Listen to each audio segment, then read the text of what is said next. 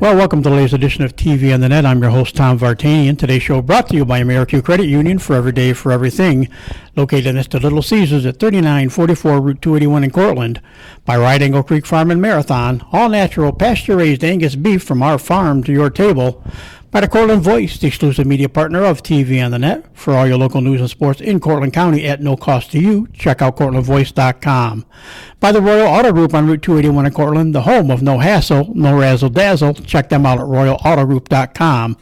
By Yeaman Real Estate at the entrance to Yeaman Park off I-81 exit 11 in Cortland. By DJ Philly C. Make your wedding, party, or event extra special with the best DJ in the area. Contact DJ Philly C at 607-745-4346. By Nikki C's Hometown Pizzeria and Meatball Shop on Route 281 next to Hobo's in Homer. Find them online for fast, secure ordering or call 607-749-5300. They have a unique menu with dietary-specific options. Nikki C's, your grab-and-go specialists. By Graftex, located on Elm Street in Cortland. Founded in 1984, they provide custom screen printing and embroidery for teams and local businesses. Graftex continues its dedication to servicing customers' needs for innovative graphic designs, custom and printed apparel, and quality service. They are easy to contact at 1-800-417-7791. By Seven Valley Agency at 18 Tompkins Street in Cortland for all your personalized insurance services. Give them a call at 607-753-1821 or check them out online at sevenvalleyagency.com. Seven Valley Agency, where your money matters, our advice counts. By Riley's Cafe and Marathon, open 7 days a week for sit-in dining in a friendly family atmosphere. Riley's also offers carry-out and catering for some events. Check them out online at rileyscafe.com or call 607-849-6434. By Isaac Merker Studio, handling all your photographic needs in Central New York since 1982 at 74 Hamlin Street in Cortland. Give them a call at 607-756-0849 or check them out online at isaacmerker.com or on their Facebook page. By Arnold Flower Shop, your premier wedding florist at 19 West Main Street in Dryden. Holiday arrangements, centerpieces, and evergreen items are now available. Call 607-844-8601 or order online at arnoldsflowershop.com. By M&D Deli, located on Central Avenue in Cortland, open Monday through Friday from 7 a.m. till 3 p.m. M&D has breakfast sandwiches, bakery items, and daily lunch specials. They are also available for catering.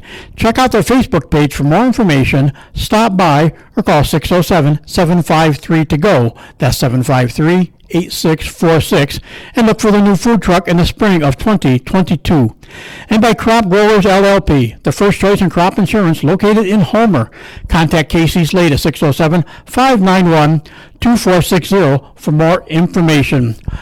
Well, this is the kind of year I kind of get a kick out of it because we're back into another one of our Friday college spotlights, but at the same time I can throw into, depending on how you look at things, Merry Christmas or a Happy New Year, either way, but I get to do that because it is technically Christmas Eve when this will be on the air, so I think that's kind of cool the way things work. And apropos enough, we're going to be talking ice hockey today, so I guess cold, Christmas, and snow on the ground outside now finally means it is the winter season, but this team has been off to a very good start this year. They are 8-2 overall, and they are 4-2 in the conference. And it's not SUNY Cortland for women's hockey is not considered part of SUNYAC. It's part of the Northeast Women's Collegiate, actually just Northeast Women's Hockey League, which really has mostly all SUNYAC schools anyway. So I don't know why quite it's not under a SUNYAC banner. But be that as it may, we do have with us today Rick Filighera. I know I'll get it eventually.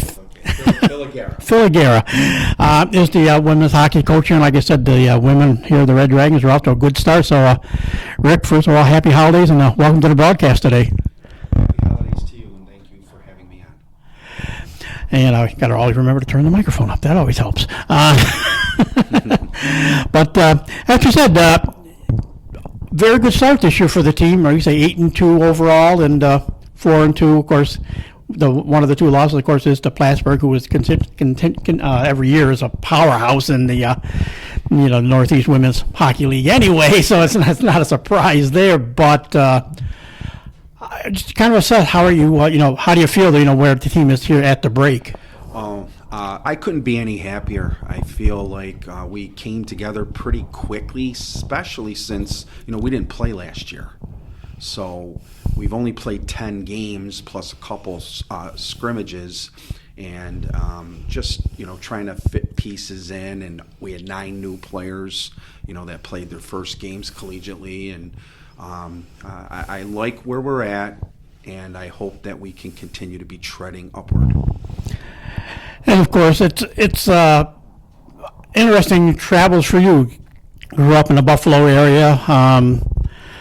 Part of your education came at Brockport, of course, and up the Maine, and then you actually began coaching hockey in Division One. You actually you went to University of Maine and ended up being actually their very first women's hockey coach. How did that transition kind of come that all of a sudden you became their hockey coach? Well, how this all actually came together was I was the head boys hockey coach at Brockport High School. And in my mailbox after my 2 years there, RIT was looking for a women's college coach. And I wanted to get into college, so I thought, you know what? I'd take a step into the college game, went in on the girls' side, had some success there.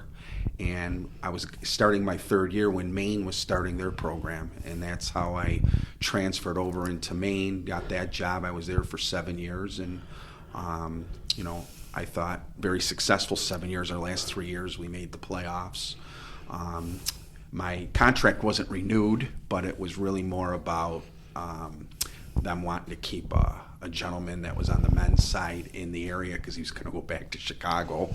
So things kind of, it was disappointing, but at the same time, I went back, took a step back and coached prep school for 12 years at Gilmore Academy, which really helped me. I recruited kids into Division I schools, into Division III schools. We had some Gilmore kids come here, 2 in fact, came to Cortland. So I felt like stepping back, working with the younger players, getting back to my roots really has helped me become a better coach. And I feel that, since I've been here at Cortland, from day one to now, I just feel like, things have been going in the right direction. And I think it really had to do with all those experiences. All right. And of course, you've still in the area. Of course, you're in the area now, and we were trying to get this before. This I was hoping to get it maybe before the end of the season, but it worked out well because it's a little bit of a lull where it's the college is shut down. The kids will be gone a lot longer, except for the kids that come back to play and on the teams here for the break. But otherwise, the break time, and this really was your time to get out and scout a little bit, and that had to feel good to be able to go out and do that since you didn't get to do that last year either. 100%. And I'll tell you, some of the success we've had on this year's team, I really did via the Zoom.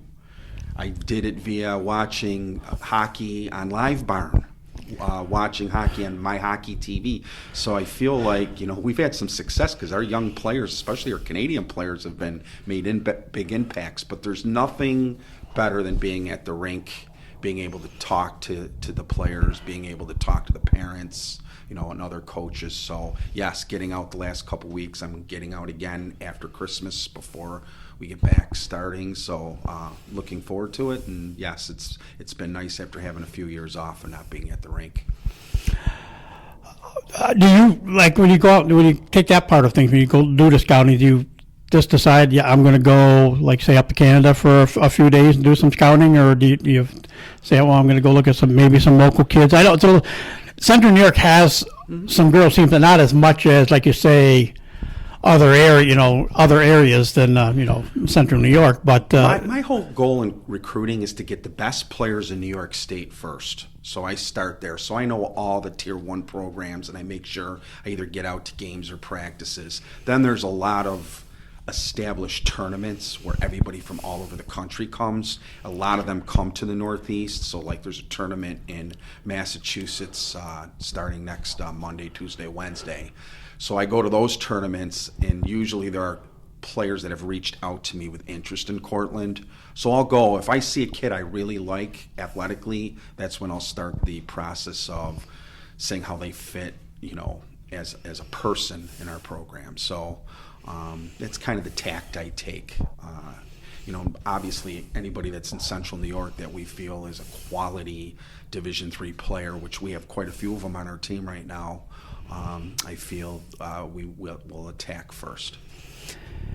And of course, one of the couple of the top players you have this year, one everybody in this area should know. Anybody that follows hockey in the high school side of things should recognize the name of Snore, because that's Gracie, and Grace is actually a grad student, so she took advantage of that, missing last year, but having that other year of eligibility to come back this year, and so she's been kind of like one of the spark plugs. And of course, anything else, got a couple others. Olivia Wilburn is another grad student, and Allie Stout is a graduate student. So you got like 3 grad students, 4 actually. Katie DeVoe also another forward here.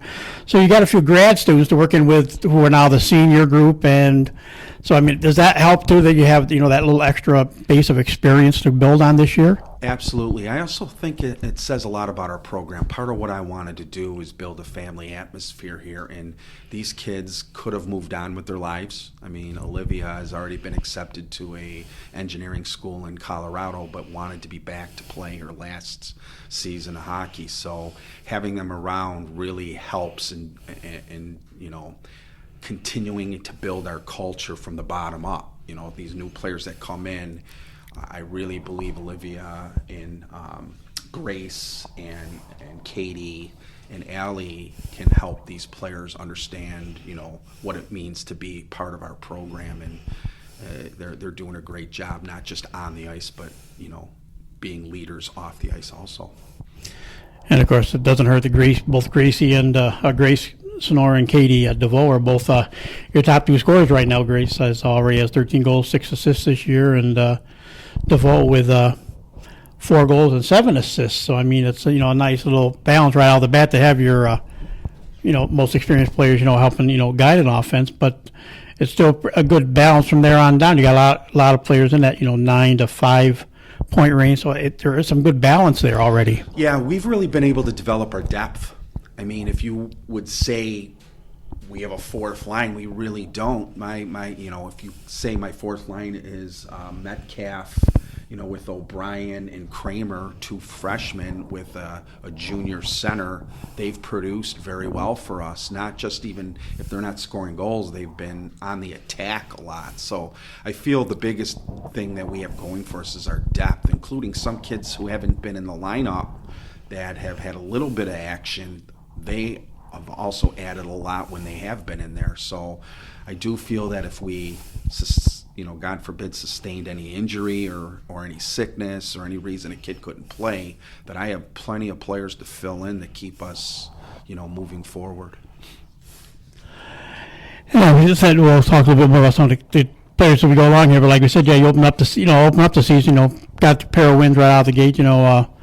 On the road down in Pennsylvania, beating Alverna and then Lebanon Valley. And then, of course, it came that first loss. That was the league opener, and, of course, that was Plattsburgh. And Plattsburgh just – I don't know what the Plattsburgh is every year. It just seems to crank out another good, solid team. Well, some of it also is, with them being national champions 7 of the 10 years, and, sometimes mentally it gets in your head. I feel that we had a bad first period and we went down 3-0 in the last 7 minutes. They had 2 power play goals. From that point on, it was a 2-1 game. And I think that our players know that we did not perform like we're capable, and we get them in February. So, that's definitely going to be, games that we're looking forward to playing and hosefully being more competitive this next time around. And then Fowl, of course, 2 wins and a loss. 3 wins. Fowl's got 3 more wins again, beating Oswego 2-1, Buffalo State 6-2, and then beating Potsdam 5-1. Then you got one of those little glitches where a game got postponed. Yes. And moved back, and we will help you to get that win. But it gave you this little extra time in between, but the game that came back again was a second game against Oswego, and like you said, you beat them guys the first time around 2-1, but then the second time was a 5-4 loss to Oswego, so that was your second loss of the year. Yeah, the Oswego game, we had a 4-2 lead late, and we just had some, misfortune because, that happens in the game of hockey. And I think it was an excellent learning experience for us. I think we were feeling pretty good about ourselves. And, even after that game, we still did because we know, Oswego's a good team too. I mean, between Oswego, us, and Plattsburgh, I think any one of us could win our league. Any one of us could win a playoff game. I mean, it's a coin flip when we play Oswego. We almost mirror each other. And so it was disappointing that we didn't get the win, but at the same time, I feel, it kind of made people realize our players realize that, it's hard to win at this level and that you got to be able to bring your A game every day. And I think that's what helped us when we followed up with that game with Canton, who had been on a roll a little bit coming into that game, and we shut them out, which from that standpoint, and I thought we played a really solid game. After the disappointing loss, I feel, like I said, the Oswego game, I thought we learned a lot of lessons there.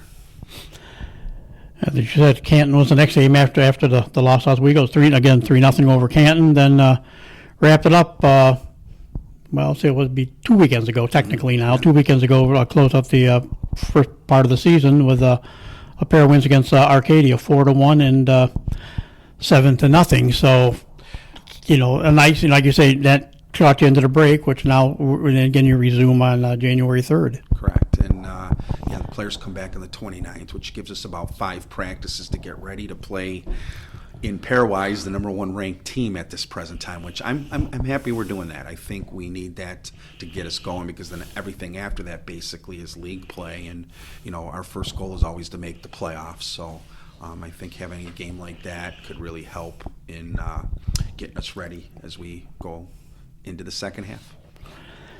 And ironically, that's the first of 5 straight road games. You go on the road for 5 straight games, and then you return again to the Northeast women's action against Potsdam, then at Canton, then at Morrisville, and then another squaring off with Oswego again before returning home January 21st. Everybody will get to see a game in Alumni Arena again. You guys will be back home for a doubleheader on a Friday, Saturday against the Buff State. So I think that works out for us since we are on break. There aren't students here. That's the weekend just before school starts. I think it actually works out for us to have people back on campus when we get our first home games in the second half. And actually, after that, there's only really a couple more road games really after that. For the most part, you do go to Morrisville on the 28th of January, but then you're back home against them. I think it's, if I'm not mistaken, Morrisville's your travel. I guess SUNY, they always had travel partners. Yeah, but we have unbalanced because we have 7 teams, so there really isn't truly a travel partner. And I don't know if there's any other SUNY schools looking to add women's ice hockey.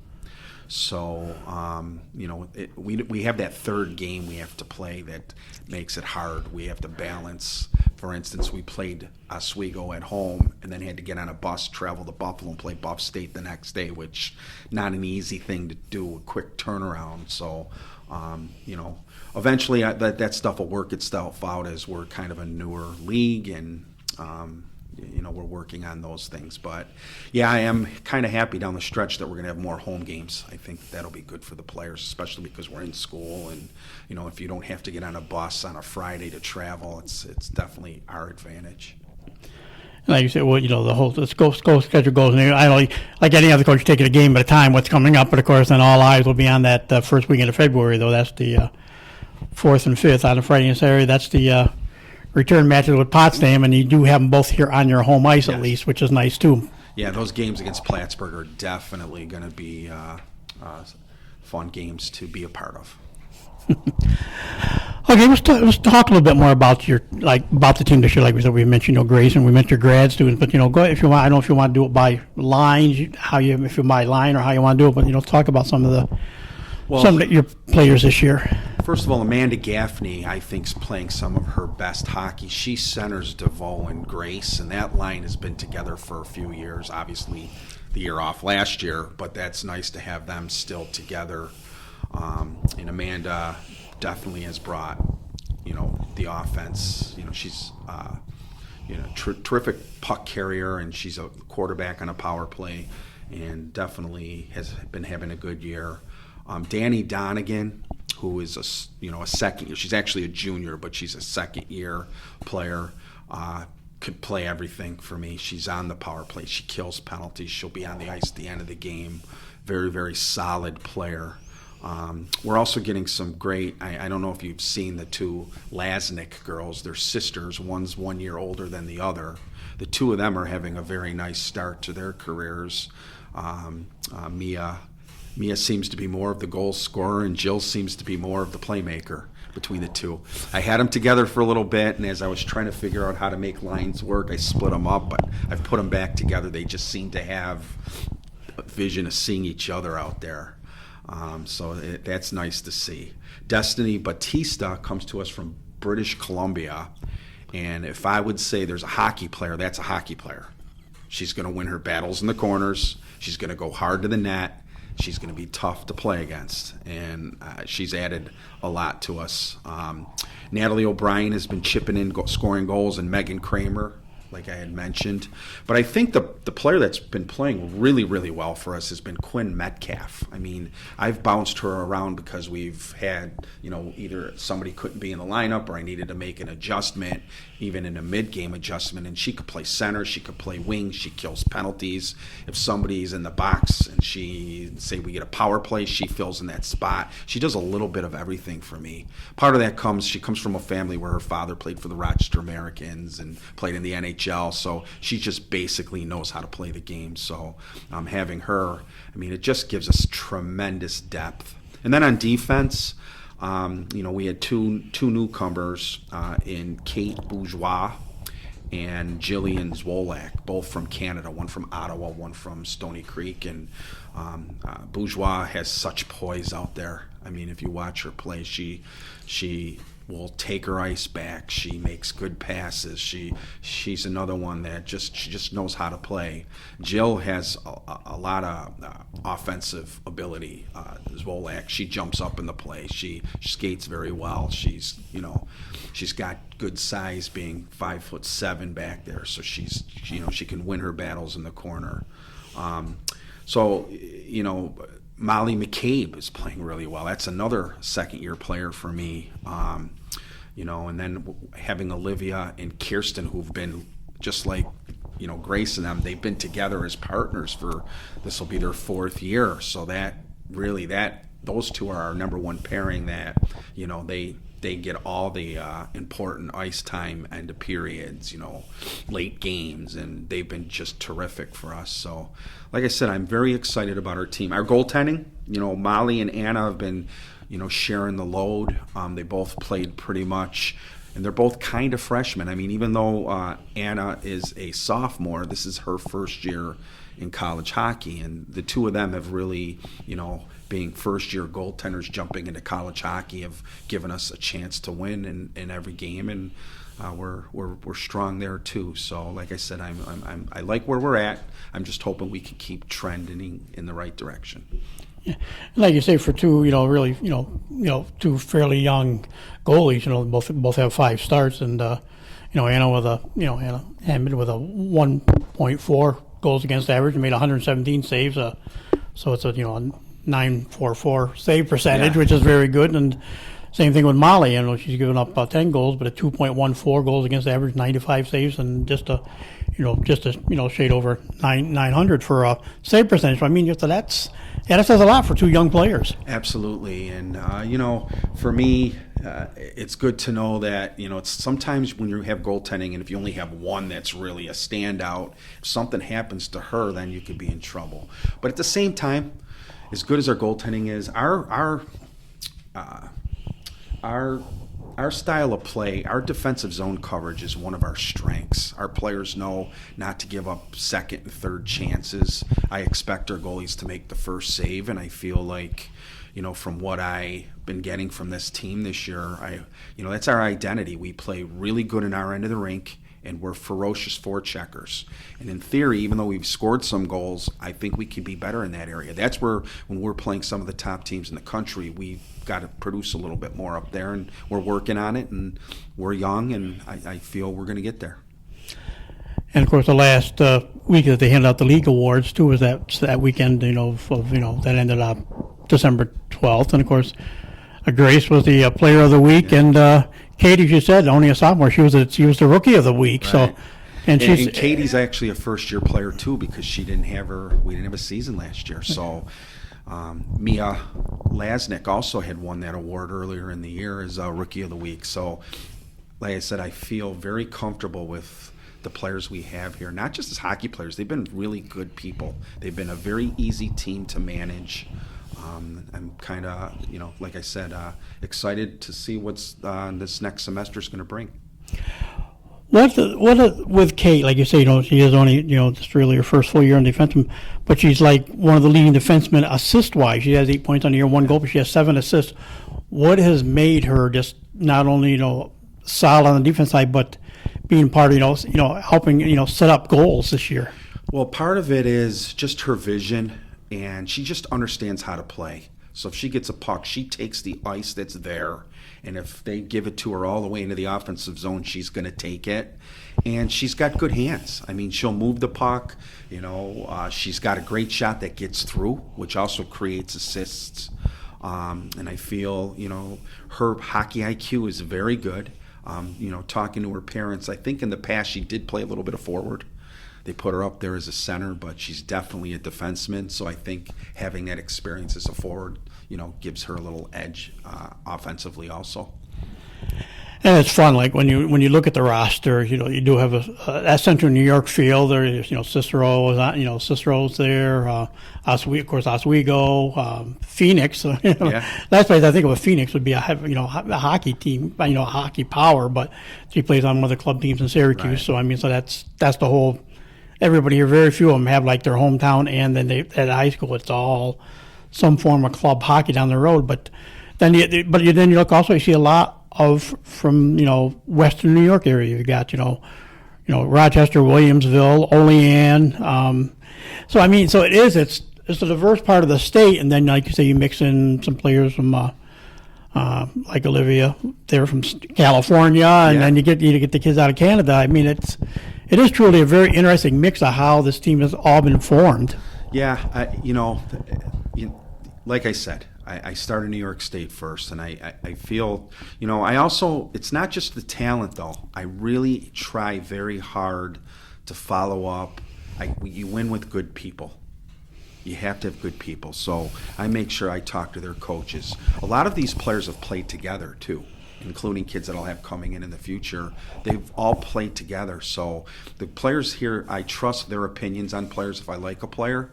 So they've been helping me in that manner when it comes to, who should we be looking at if I'm interested in someone. So, and then these Canadian girls have just been starting to sprout out now.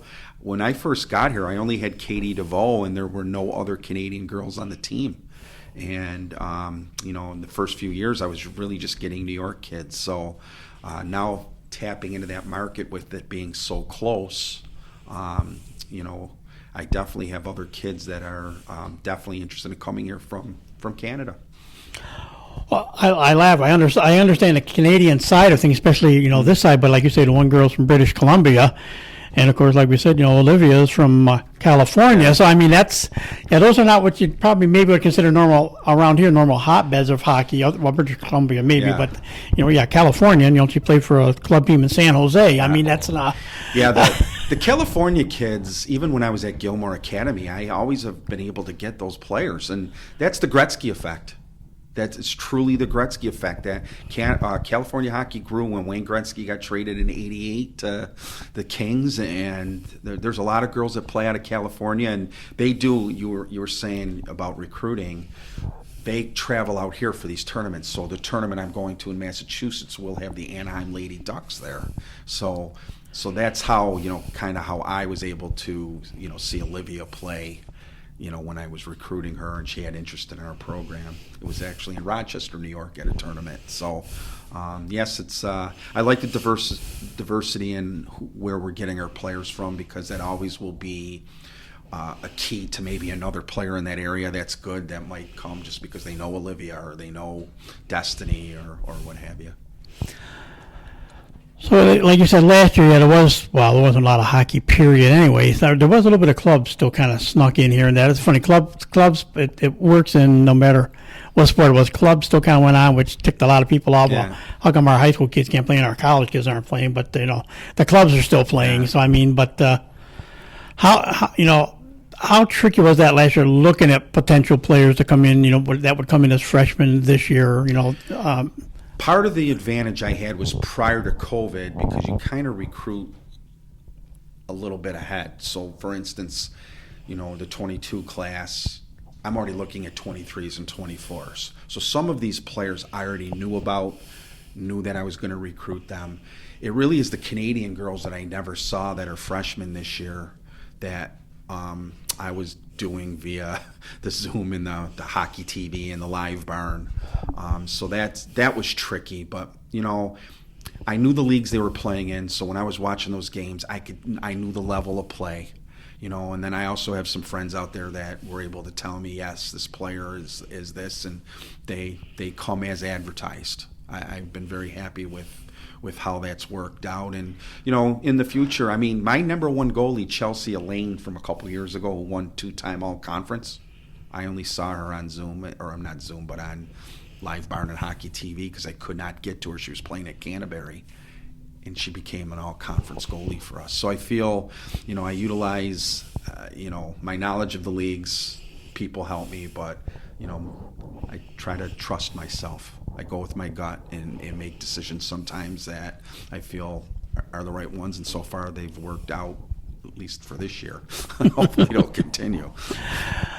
Most sports that, when we talk about high school, you got, all the high school team. Some of the better players play club sports, like in soccer and basketball, and even baseball and softball and everything. There isn't that much high school-wise for girls hockey. There is some, but a lot more of it really seems to be club-oriented. So do you think that automatically makes it kind of easier to recruit because they're already at that club level, which means they're a little bit maybe notch above what they would be if they were, strictly playing high school all the time and stuff? Yeah, I mean, the trickiness is if you are looking at players that are in an area where there isn't a Tier 1 hockey program and they have to play Tier 2. Grace Schnorr was a Tier 2 player. Amanda Gaffney was a Tier 2 player, even in Buffalo.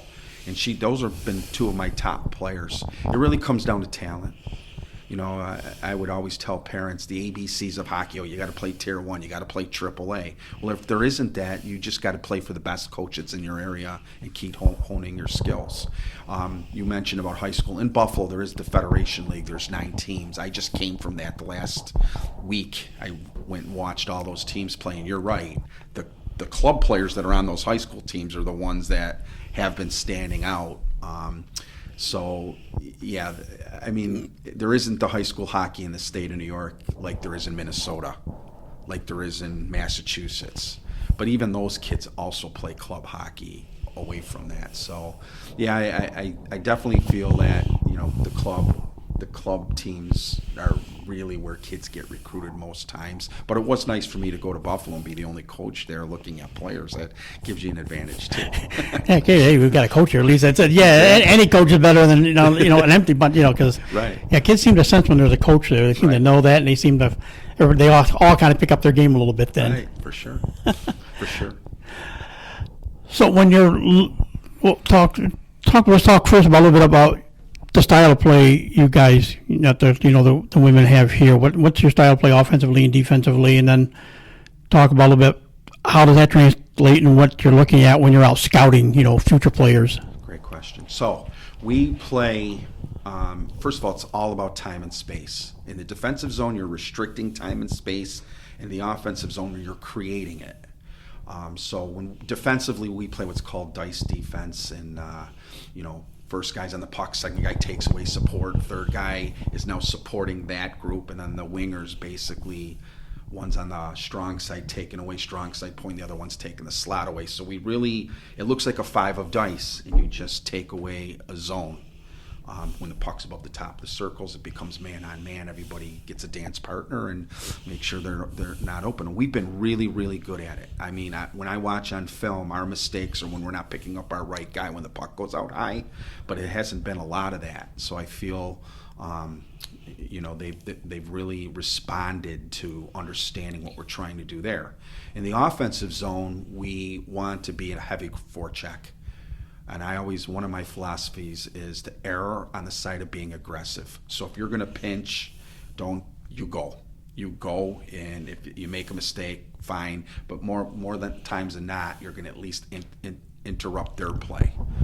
So what does that translate into? You need skaters. If you're going to close time and space, it's all about acting on the play. People talk about hockey being a reaction sport. It's not. You have to be acting on what's happening. So if you're getting a puck, that not even me, maybe the third player needs to be getting into space for you to get them the puck before you even have it. And that's a hard concept to teach players. So I need players who can skate. That is first and foremost. You want kids with hockey IQ. And that's kind of what I'm looking for when I'm out there. You start with the skating portion of it because I want quicker players. When I first got here, we were slow. We played a 1-3-1 against Buff State one time and beat them because they were better than us. And so the style I want to play is I want to be better than them. I don't want to be worrying about them. I want to worry about us as we play, and I feel that that's kind of translated so far this year. Before we started talking, here actually for the podcast, we were talking a little bit more about, Grace Snore. And like I said, she had battled back. Like you said, she didn't even play her senior year at Skinny Atlas because she was injured. So I kind of cut down her time at Skinny Atlas and even some of her club for that year. How have you seen that transition with her from her, rehabbing to get where she is now? And like she now, it's her fourth year, but even though she's a grad student, it's her fourth year because there was no hockey last year. We've seen how she's, overcome all of that to be the player she is now. Right. You know what? I was very fortunate to get her after she's already was a year out of her rehab. So she kind of came from Syracuse. She was at Syracuse before she was here. So she had that whole year at Syracuse where she was playing on her club team out of Detroit that got her a whole year away from that knee injury. So when I got her, there was really never an issue about her knee from that point on. So that was nice. So I have not seen where she was at when she was struggling with her knee. By the time I got to see her as a hockey player and she was coming here, she was pretty much healthy.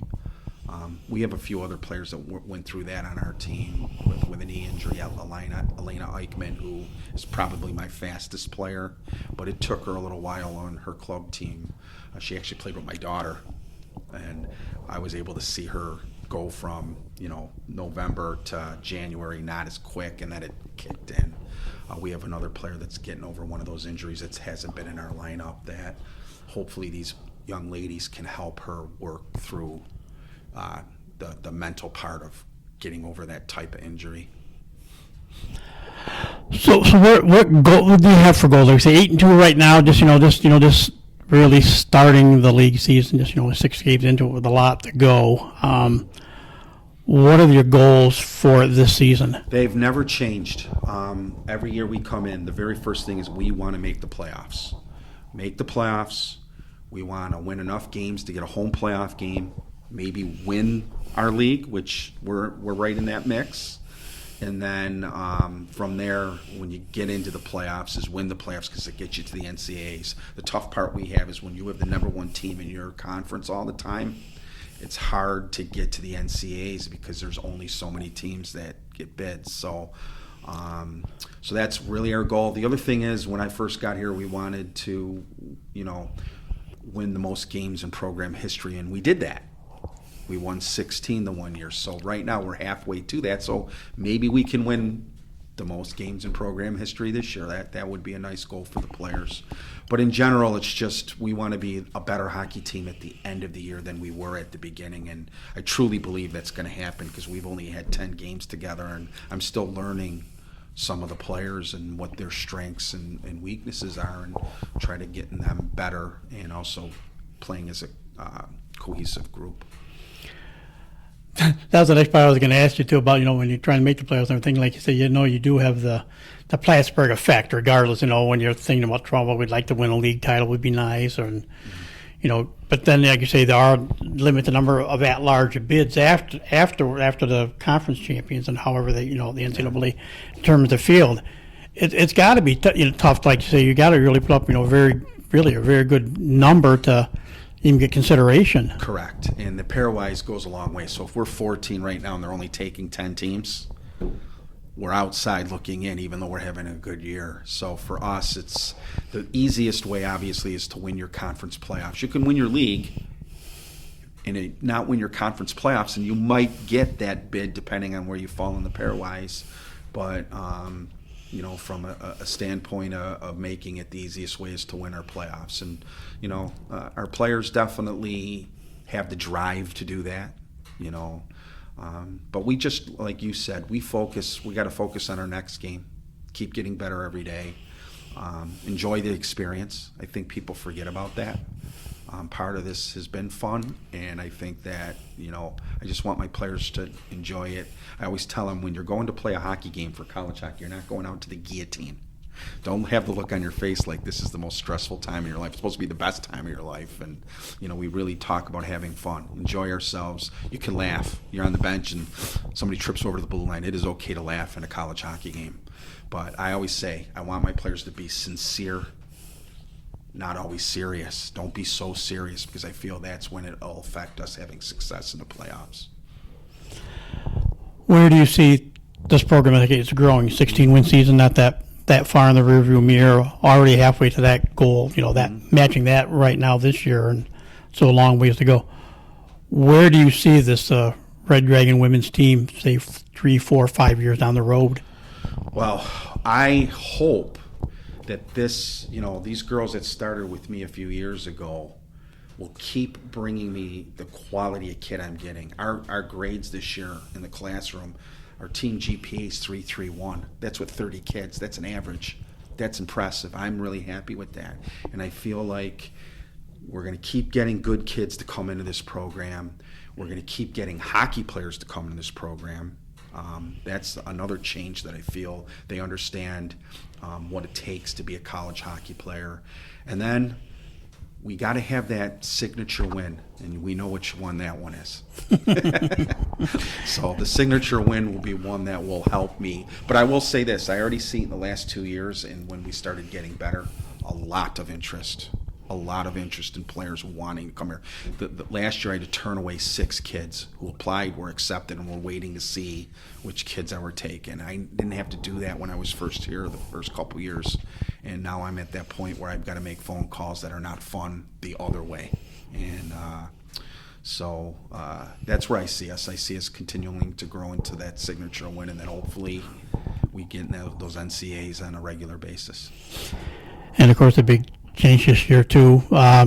Starting to get crowds again for games. The girls got to be able to feed off that too. The fact that you're starting to get spectators again, and that's got to be a big factor to help a team. Absolutely. I mean, we've had some really, we had a charity game on Saturday that was really well supported.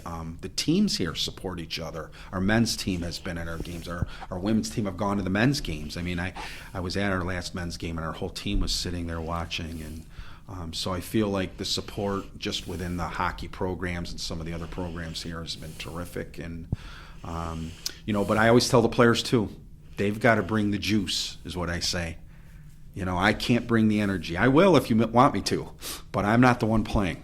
I'm the one. I want to be a cheerleader on that bench. I want high fives and knuckles, because the hay is in the barn. You practice during the week, and then when the game starts, it really is me just making adjustments and getting the right players on the ice. So I really rely on our players to bring their energy too.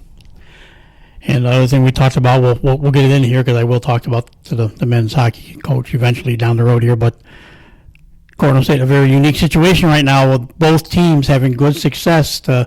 You guys both teams have gone into the break, on high notes this year. Yeah. Well, you know what? Joe and I talk on a regular basis. We share ideas. Joe's been a very good mentor to me, because he was actually coaching at college here before I was here. I had been out of it for a little bit, So just, you have to adjust with the generations, and so he's been a good, like I said, mentor to what I'm trying to do, and I hope I'm helping him also. And so I'm very happy for him. He puts a lot of work into that program, and last time we had a season, he just barely missed the playoffs, and right now they're sitting in a really good spot to make it, and I'm excited for him. Well, Rick, we want to take again a chance to wish you happy holidays, and thank you for taking time to talk to us today. Thank you. I do appreciate you having me on. And that will do it for this edition of TV on the Net. Today's show brought to you by American Credit Union, for every day, for everything. Located next to Little Caesars at 3944 Route 281 in Cortland. By Right Angle Creek Farm and Marathon. All natural, pasture-raised Angus beef from our farm to your table. By the Cortland Voice, the exclusive media partner of TV on the Net. For all your local news and sports in Cortland County at no cost to you, check out CortlandVoice.com. By the Royal Auto Group on Route 281 in Cortland, the home of no hassle, no razzle-dazzle. Check them out at RoyalAutoGroup.com. By Yeaman Real Estate at the entrance to Yeaman Park off I-81, exit 11 in Cortland. By DJ Philly C. Make your wedding, party, or event extra special with the best DJ in the area. Contact DJ Philly C at 607-745-4346. By Nikki C's Hometown Pizzeria and Meatball Shop on Route 281 next to Hobo's in Homer. Find them online for fast, secure ordering or call 607-749-5300. They have a unique menu with dietary-specific options. Nikki C's, your grab-and-go specialist. By Graftex, located on Elm Street in Cortland. Founded in 1984, they provide custom screen printing and embroidery for teams and local businesses. Graftex continues its dedication to servicing customers' needs for innovative graphic designs, custom and printed apparel, and quality service. They are easy to contact at 1-800-417-7791. By Seven Valley Agency at 18 Tompkins Street in Cortland for all your personalized insurance services. Give them a call at 607-753-1821 or check them out online at sevenvalleyagency.com. Seven Valley Agency, where your money matters, our advice counts. By Riley's Cafe in Marathon, open 7 days a week for sit-in dining in a friendly family atmosphere. Riley's also offers carry-out and catering for some events. Check them out online at rileyscafe.com or call 607-849-6434. By Isaac Merker Studio, handling all your photographic needs in Central New York since 1982 at 74 Hamlin Street in Cortland. Give them a call at 607-756-0849 or check them out online at isaacmerker.com or on their Facebook page. By Arnold Flower Shop, your premier wedding florist at 19 West Main Street in Dryden. Holiday arrangements, centerpieces, and evergreen items are now available. Call 607-844-8601 or order online at arnoldsflowershop.com. By M&D Deli, located on Central Avenue in Cortland, open Monday through Friday from 7 a.m. to 3 p.m. M&D has breakfast sandwiches, bakery items, and daily lunch specials. They are also available for catering. Check out their Facebook page for more information, stop by, or call 607-753-2GO. That's 753-8646, and look for the new food truck in the spring of 2022. And by Crop Growers LLP, the first choice in crop insurance located in Homer. Contact KC Slade at 607-591-2460 for more information.